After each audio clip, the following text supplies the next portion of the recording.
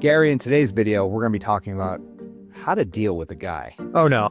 Just little too sexual. What do you think about for those who are listening, I'm starting to slowly seduce Gary. No. No. I must avert my gaze. Must not look. Seriously, Gary, how much do we hear about this from our clients who are just getting started? They've been dating for the past year without the little love steps, and they're just getting bombarded by guys who are just jumping straight to sex, just getting right into it. And it's gross.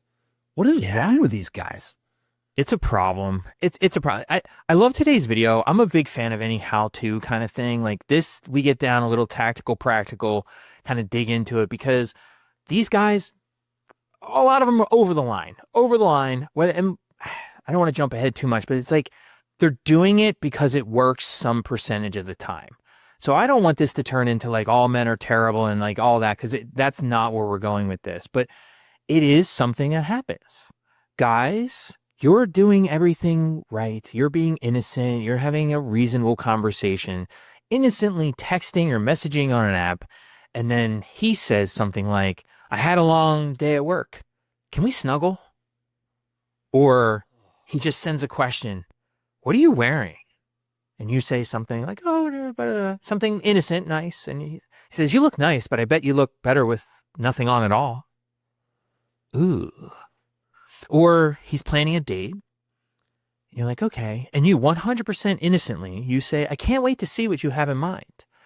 And then he writes back, here's what I have in mind, and sends you an eggplant emoji. Or worse. And like, I know, some of these sound like far-fetched. Every single one of these I took directly from something a client had told me in the last month on a mastermind. And then there's obviously the, he sends unsolicited shirtless pictures in front of the gym mirror, flexing, or worse, he sends you unsolicited other things, worse. And I think, You know what I hate about all these, and I've heard all of these from previous clients in the past before they really get into little love steps and divert their attention away from these guys. But you know what I hate the most about these is they're not even hot. Like they're not good. Right. Like if they were effective, it's one thing to be sexual and it's like effective and it like actually can turn a woman on. And like we know, I've been coaching women for over a decade now. Like I have a good intuition about what works when it comes to texting and what doesn't. Mm-hmm. And I would love to create a course for men to just come on, man. If you're gonna do at least better. Do better. Do better. Like what is this guy thinking? Like, oh, can we snuggle? Like what woman is like, oh yeah, like that's gonna get me, or like you look better with nothing on at all. Like, oh yeah, you're just getting me going. It's just, come on. But like, regardless, you don't even really know these guys and they're doing this. It's disgusting. It's not okay. So the question you probably have is, what do I do? What do I say? It's super awkward and we're all here to help. And the thing is, whether all this is happening in person, which most of the time it doesn't, usually it's over text, you want to have a plan for dealing with these types of guys. And we want to do it in a way that really shuts down the wrong types of guys, but also doesn't discourage the right types of guys. Because there are some times where the right guys might just be pushing it a little bit too far too soon. And we just need to give him those clear signals that that is not okay. Yeah. Right, Gary? Yeah. And this is a perfect podcast topic, in my opinion, because this is not clear cut. There's nuance to this. There's a little strategy behind this. It's not as simple as soon as a guy calls you hot over text, he's the wrong guy. It's just not that simple, because I think one of the first things we need to realize, and this is number one, I say this at least once a week when it comes to this kind of thing, is don't forget the guy of your dreams. You do want him to find you attractive. Right? You want him to you want him to have, frankly, some of these impulses. You want some sexual interest out of your guy. Don't deny or ignore that obvious fact. You want him to find you appealing, and you do want him to have some sexual thoughts, because a man who has no sexual thoughts about you, you're not going to see. He's not going to spend any time. And so, I've heard from clients and they'll say things like, he called me hot. He called me babe. He called me honey, and I ain't nobody's honey. He called me sweetie. Oh, he used the word sexy, and it was, before the third date. One guy said I had a great body, and they all say the same thing. Next, next, next, next, next. Then someone says, he said he couldn't wait to kiss me. Obviously, that was an immediate next. It's like, whoa, whoa, whoa, hold the phone. Like, this is like, it's too much. This is all probably an overreaction. Like, none of those things sound great, but it's not enough. It's not enough evidence to know that this is not the right guy. And having a zero tolerance policy is just going to leave you with virtually no options. And I would also just say, this zero tolerance policy, it's something I see in our clients who tend to have more of an avoidant attachment style, which is someone who's not comfortable with closeness, someone who's worried about getting hurt. And so they're very quick to identify potential problems. They're like, aha, there it is. There's a problem. I know that's going to be a problem in the future. Next, move on, move on, move on. And so zero tolerance probably isn't the way to go because, again, he might be doing this completely innocently because he called somebody else babe in the past and they really loved it. And then it could just be that simple. Right, right. Yeah. So I think that's really important to keep in mind because sometimes with these guys, they also just don't know how to date. Like, I don't want to excuse disgusting over the top sexual behavior. That's not what we're talking about here. We're talking about that kind of like gray area. It's too soon for that. I'm not sure if I'm attracted to him. That's a big one. Like if a guy says, hey, honey, and you're super into him, you'll probably be okay with it. If you're not that into him yet, you're going to be like, oh, that's disgusting. Next. But like all of this is where it's like there's a little bit of gray area here. And we got to give these guys who are in that gray area sometimes just a little bit of grace because they're also just trying to figure all this stuff out. Yeah, and I think this brings us to the next one, which is you have to know where the line is. Like, what's the line for you? Because he is going to test it. Guys have been conditioned their whole entire life. It's almost like their job. They're accustomed to the role of testing the limits. And you kind of want a guy who's a little maverick like that, like a little, like, I don't know, hard, a little unruly, where it's like he sees the rules, but he like pushes them a little bit. And guys especially are going to do this when it comes to physical intimacy because everyone, men and women, are both motivated by physical intimacy. But guys, let's be honest, perhaps a little bit more, right? And so knowing the line for yourself ahead of time is important because you don't want to shift what's acceptable to you based on how hot the guy is. And I've seen clients fall into this trap where it's like, for most guys, if they called me honey or babe or said I had a nice body, it's like, ooh, gross, not okay. I'm going to start setting boundaries. But this guy was kind of cute. He was unbuttoning his shirt, showed a little chest hair, and I was like, oh, I loved it. It was great. It's like, that's how you get yourself into trouble. Well, it's interesting to talk about the line because before I used to coach women, and this is going back over a decade, I actually used to coach men on how to meet all of you beautiful women.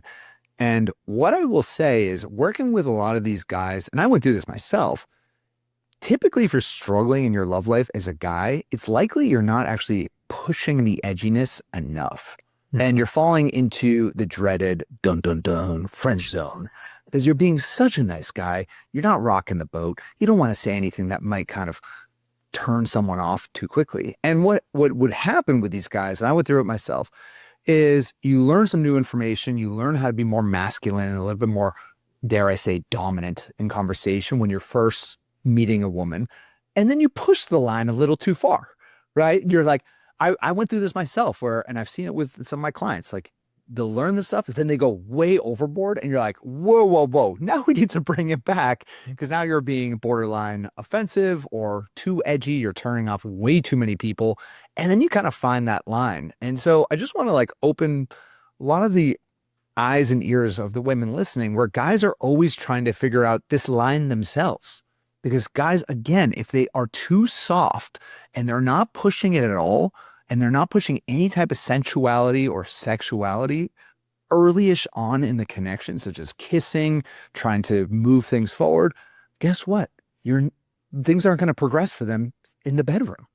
Right. So it really is. It's such a tricky line. And I've seen a lot of good guys push the line too far because they have this like they're so terrified of being labeled as that friend zone guy. And so, just maybe, and I know this is falling on, I don't know if this is going to land, but just maybe give these guys a little bit of grace. I don't know. I'm scared to say that, Gary, and No, tell audience. it's true. Here's another context where all the same things apply. Being funny, right? If you're humorous and you have to push, like humor lives on the line of appropriate and inappropriate a lot of times. And so What does your wife have to say about this, Gary? About your humor? she does not find me as funny as other people do. But, and here's why though, because it's like when you're a funny person, you might hit on humor 90% of the time, but 1 out of 10, the other person's like, wait, what? What'd you just say? Like, what happened? Excuse me. What? Like, wait, what? And it's like, that's the kind of price and it's like, to be good at humor, you've spent time kind of finding and understanding where that line is. People who are not good say inappropriate things all the time. You're like, ooh, weird. Other people are dull and boring. And so there's a line with everything, and you just have to kind of find out where it is. I think what's really important for women is knowing that guys are learning about trying to find and push that line. It helps because it depersonalizes it. It's not about you sending the signals that's making him say this inappropriate thing. It's not necessarily that he's a creep or you did something wrong. It's just kind of like, this is kind of the interpersonal dance we do, the dynamics between people.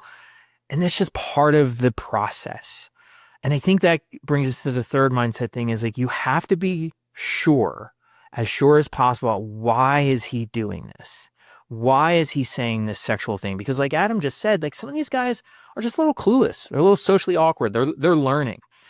He's a little excited. He's not playing it cool enough. Literally, he's got no dating game. Like he just doesn't have game. And that can seem off-putting, but in many ways, like that's a decent guy. He just is learning how to do this. Because you contrast that with the guy who's really good at this. Well, the guy who's really good at this. How did he get so good at this? He's been doing this a lot. Maybe he has a pattern of objectification. He's more focused on short-term hookups, so he's gotten really good at flirting with that line. Maybe he's got poor impulse control or low emotional intelligence. Those are all really bad reasons that he's being too sexual. And so you want to try to disentangle, like, what is his motivation and where is this coming from? Yeah. And just looking at the severity of it again, I think with that, like I have known one person in my life, no longer friends with him, but this is going back a long time ago, when he would online date and like match with dozens of women and just send the same kind of edgy sexual texts just to see who would respond positively. And I think he had like a 1 in 20 hit rate. Yep. But the 1 in 20 meant he was having a good weekend. And it's disgusting and awful. And I once looked at his text and that's when I was like, I can't be friends with this guy. Who is this loser? But what he was doing is just throwing it out there and seeing what would happen. But it was so obvious. Like it was so obvious. It was so sexual so quickly and ugh.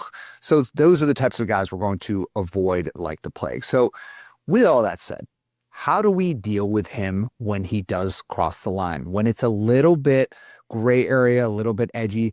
Again, the ones that are hypersexual, if he sends you a picture of his shirt off or a picture of you know what, or anything that is clearly objectifying you or clearly sexual, that is just a hard next.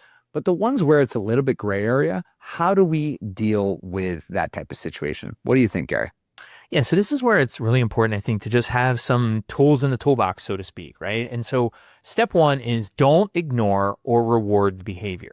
And so you don't just ignore it and kind of brush it off. And sometimes you'll hear people say like, nah, he's just being a guy. He probably doesn't mean anything by it.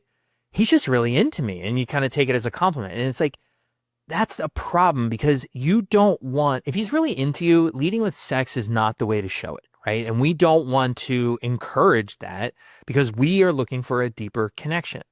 We also don't want to reward it. And you're probably thinking like, gosh, why would I ever reward this type of behavior? Well, some of the ways that you can reward it without even realizing is just simply like laughing at him. Like he says something inappropriate and you're like, and just kind of like, because it's awkward, you laugh.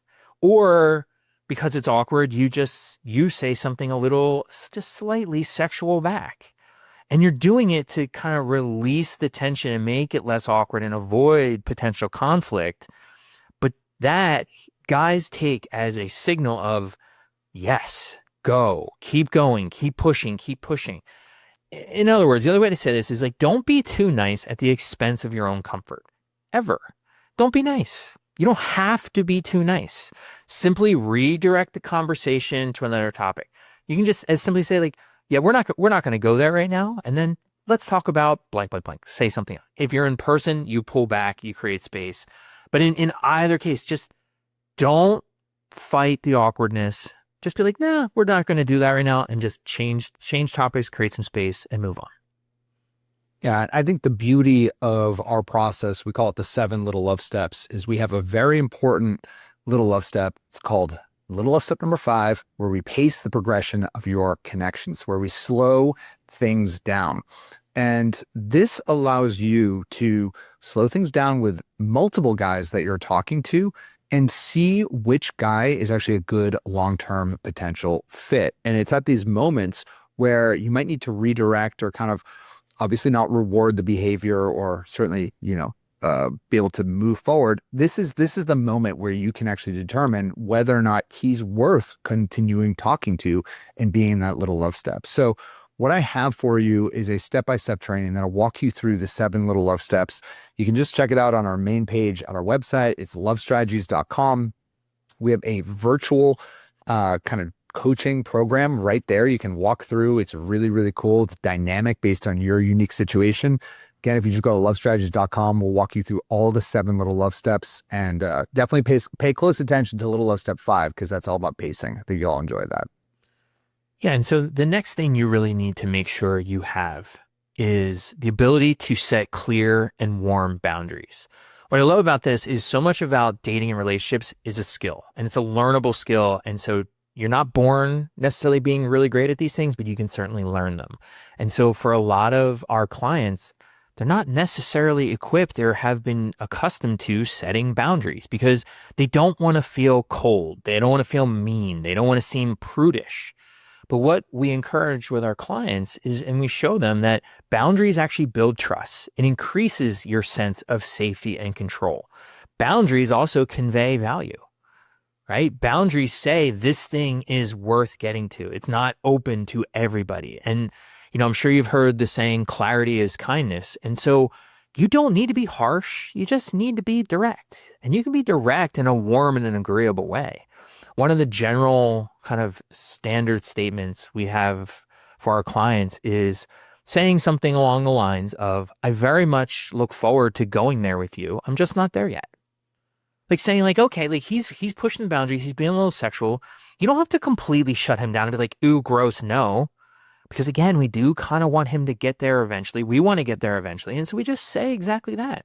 I look forward to getting there with you at some point. I'm just not there yet.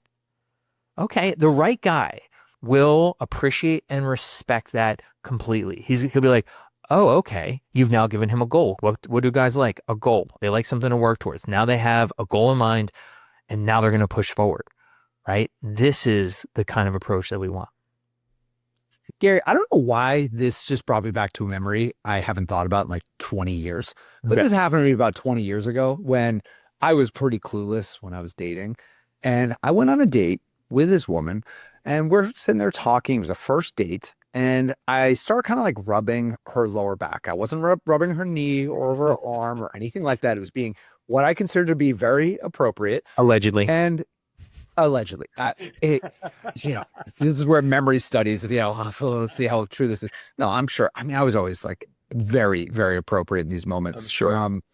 But I remember she looked at me and said, Adam, I really enjoy what you're doing, and that's totally fine. But I just want to tell you that I'm not the type of girl who does the casual thing. So if you feel like that's what this is, then maybe it's not a good fit. And I remember being like, damn, that's very reasonable. Okay. And I wasn't even, it was just like clarity in the moment for her to explain, like, I'm not sleeping with you. Like, that's not happening today. And by the way, my intentions weren't, I mean, I'm sure they were, but it wasn't necessarily like that was it. Of course, I was, I'm a guy. What are you doing on a first date? That's what guys do. But it was a moment where I'm like, not only did she set a boundary in the moment, but it elevated her value so much in that moment because I'm like, whoa, this is not a girl you just date. This is a woman that you marry. And it really just set the tone of the relationship. Well, and the immediate message that sends is she's not doing this with other guys, right? Because on some level, right, it's like if somebody's willing to just hop right in the sack with you, it's like, well, certainly I'm not the first, right? Like, no, I'm not that special. And so it changes the dynamic of the whole thing. And I think one of the things that our clients struggle with the boundaries is some of them will say, but if I say that I'm not really into the casual thing, or if I say I'm not ready or I'm not there yet, isn't that going to scare guys away? To which we always respond, yes, it will. But it's going to scare away. Right. Good. Like we want to scare those guys away because the guys that are only interested in short-term physical intimacy based relationships, that's not what our clients are looking for. And so we want to scare those guys away. We want to make it hard for them to feel like it's worth spending the time because it's not. And we want to figure that out day one, date one, as soon as possible, not in month 6, 7, or 8. That's how you end up wasting a ton of time. Our clients, we talk about boundaries a lot. And so there's a couple of ones that our clients, as I was putting the notes for this podcast together, just in the last 2 weeks, a couple examples from our clients about how they set boundaries around this. One of them says, I prefer more of a slow burn than full steam ahead. That's how she worded it to a guy. Another one said, I like getting to know someone first before taking things to that level. Good. Someone said, I'm not really into sexual stuff with someone I barely know. All fair.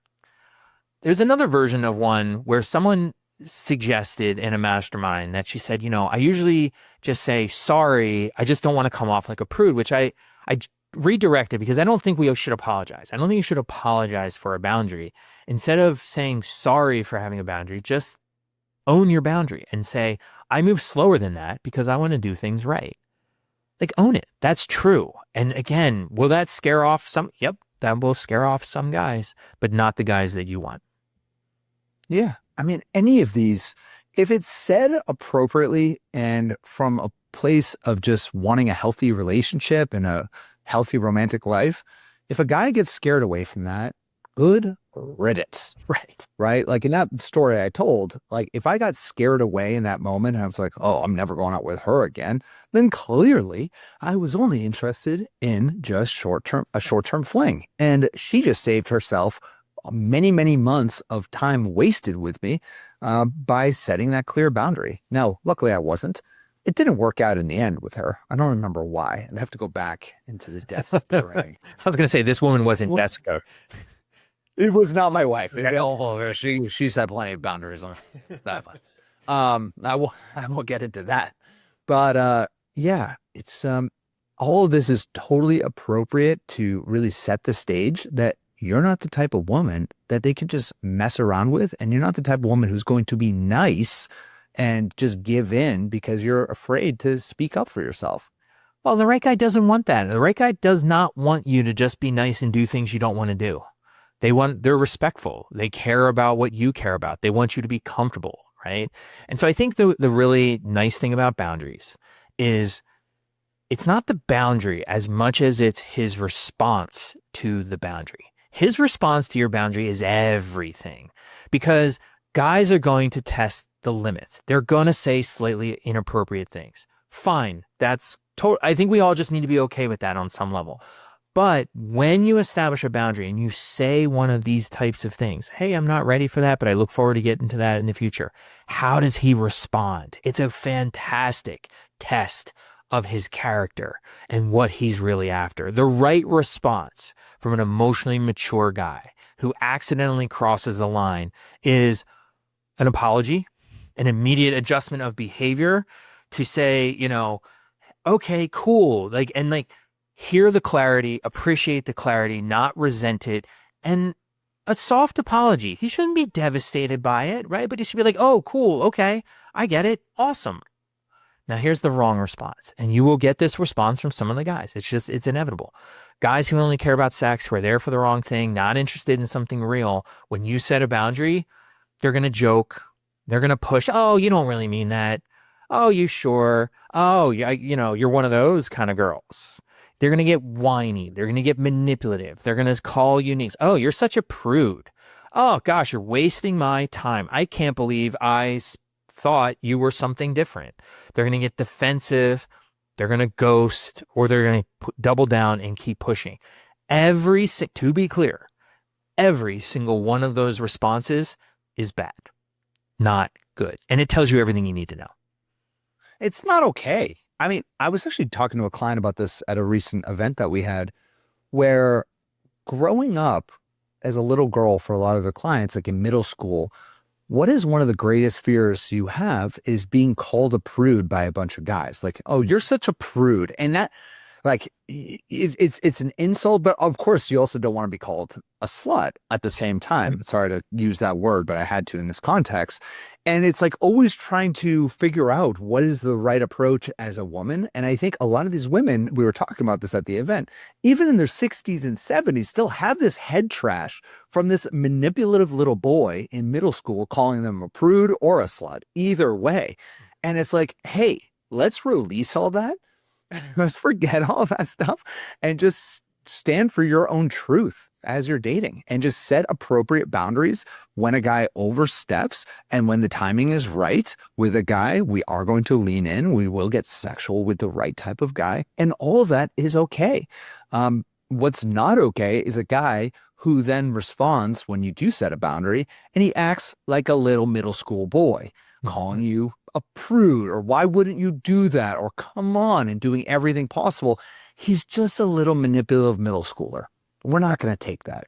Right. And, I think at the end of the day, like we said at the beginning of this, this is nuanced. It's not that easy to kind of find the line, know exactly what's going on and how to deal with it.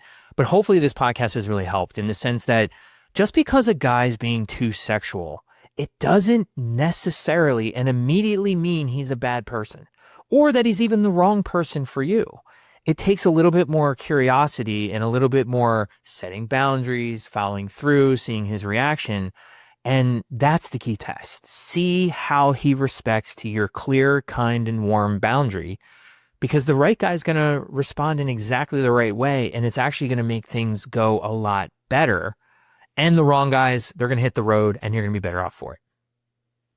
So I hope you all enjoyed this pod. If you like getting into the male mind, that's what we're trying to do here. Give you the perspective from a couple of guys who've been doing this for a living for way too long at this point, Gary.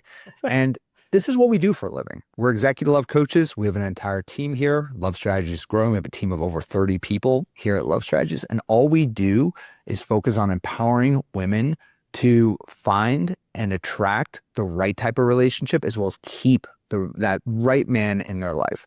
And if you got anything from this podcast, hopefully it's this. It's time to step up for yourself. It's time to lean in. It's time to start setting the right type of boundaries so that you can open your heart to the right type of guy. And if that sounds like something you're ready to do, I would invite you to apply, to have a conversation with someone on my team. Where you do that is at loveapply.com. Go through a step-by-step application process. It takes about 3 minutes. Then you can schedule a call with what we call a love strategist.